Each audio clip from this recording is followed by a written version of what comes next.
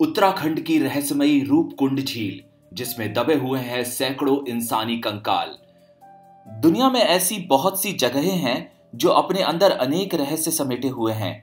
आज हम आपको उत्तराखंड की ऐसी रहस्यमयी झील के बारे में बताएंगे जिसके बर्फीले पानी में सैकड़ों मानव कंकाल समाये हुए हैं।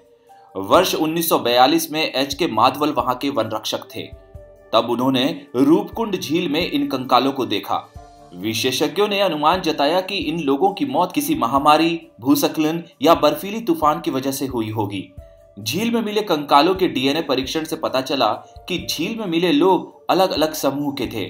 इनमें से एक समूह छोटे कद वालों का था। माना जाता है कि वे लोग शायद स्थानीय निवासी थे और कुली के रूप में समूह के साथ थे। वैज्ञानिक दल को वहीं पर लंबे लोगों के कंकालों का समूह भी मिला। ऐसा मानना है कि ये लोग महाराष्ट्र के कोंकणी ब्राह्मण रहे होंगे। रूपकुंड झील में ऐसे तकरीबन 500 से ज्यादा कंकाल मिले हैं। हालांकि माना जाता है कि मरने वालों की संख्या 600 से ज्यादा रही होगी। ब्रिटेन की ऑक्सफोर्ड यूनिवर्सिटी ने इन लोगों की मौत की सही अवधि जानने के लिए उनकी रेडियो कार्बन डेटिंग की। उससे पता चला कि ये कंकाल 850 से 880 ईसा के हैं, यानी तकरीबन 1200 साल पुराने हैं। भारतीय यूरोपीय वैज्ञानिकों का दल इन कंकालों पर लगातार हैदराबाद, पुणे और लंदन में रिसर्च करता रहा। सवाल था कि इतने बड़े समूह की अचानक मौत कैसे हो गई और उनके शव झील में कैसे पहुंच गए।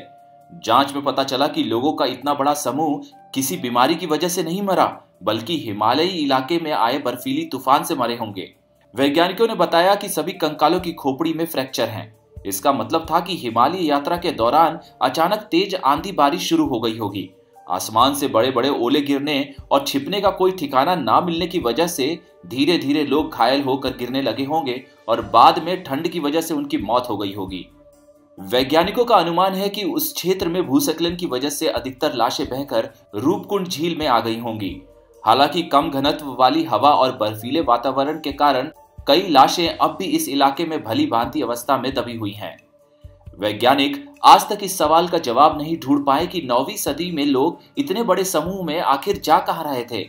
दरअसल इस रूट पर तिब्बत के लिए कोई व्यापार मार्ग भी नहीं है।